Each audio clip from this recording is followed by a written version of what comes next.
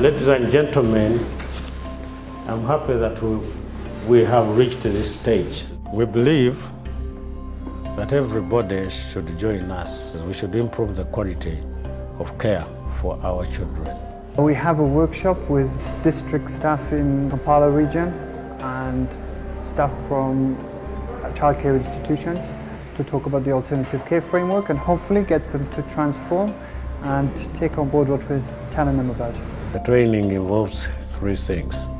First of all, establishing the situation of children in these districts.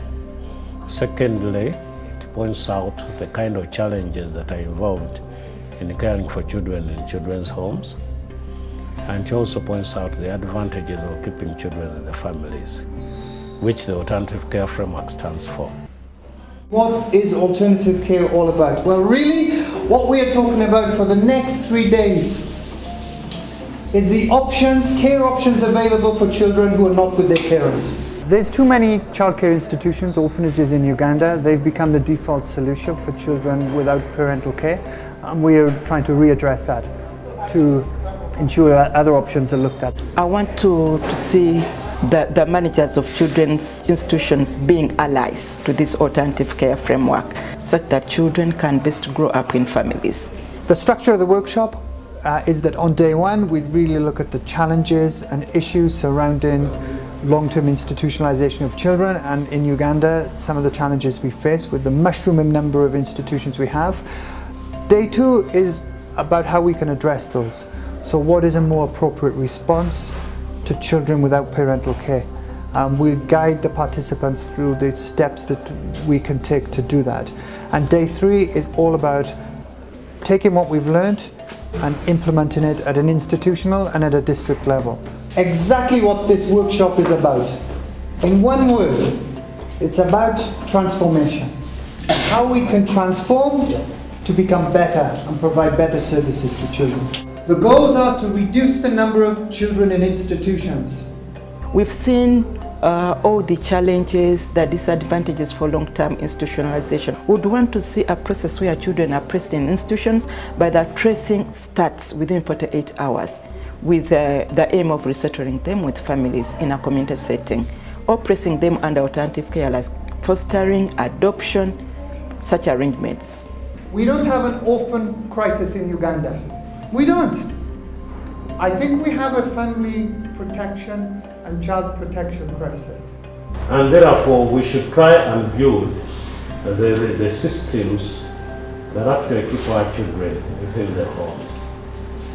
We can do a lot of good if we utilize most of the resources we use on institutions when the children are in the family. Firstly, keep family together and prevent separation. Surely all of us can agree that if we can preserve and keep families together, that's much better for children. Children should only stay in institutions if it is necessary, because institutions are not the best places. And I know many of you probably, this is the first time you are hearing this kind of philosophy.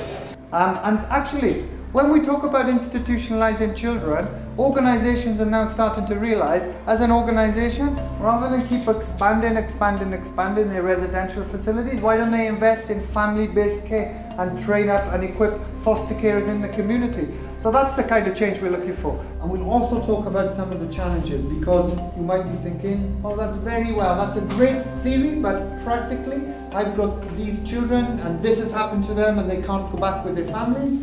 So what are you saying? We understand those challenges. Looked at at least the few things that can help us overcome these barriers. We realized that every point we listed in the first question is there because there is no enough awareness. And yesterday's session was so much beneficial to me.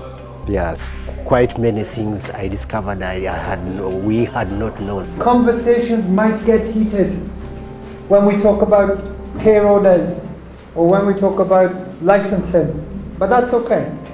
People have been very vocal in this Kampala workshop and maybe challenging some of the things that we've been saying. We really welcome that kind of dialogue. People have to be given the opportunity to express themselves and to raise concerns so that we can address those and start working with them.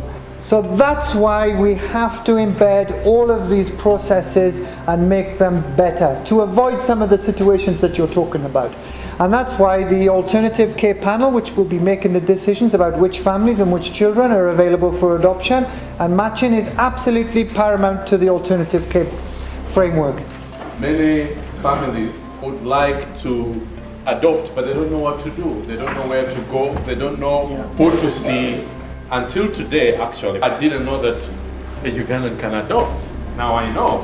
Awareness as how to understand. Ugandans Adopt is a campaign that was started by Ministry of Gender to promote domestic adoption. Discussions have really been brilliant, and it's amazing. For the first time, people are getting to know about Ugandans Adopt, but they are also willing to embrace it. They've been so enthusiastic, they've approached us, we've had several discussions, and we are so excited to see the beginning of new things. There are a lot of many homes out there that are thinking differently. But after this workshop, I think we are going to benefit. Everybody that has attended is going to benefit, and I, for one, I think I'll be teaching some of the people I'll be meeting. But we are saying, let's institutionalize children as a last resort. Let's try all other options. We are not saying that institutions are totally bad, but we want to do things right, and this is the time. I would want to call upon all institutions. We want to be partners in all this. We want a movement towards alternative care.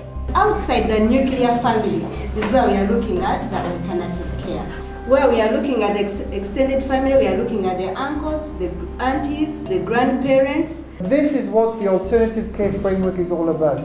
Ensuring that every child has the opportunity to grow up in a family environment, and to put in place support mechanisms to make that possible. And you are partners in doing that. We've learned a lot of things, and we hope to teach Ugandans to love a different type of care for their children.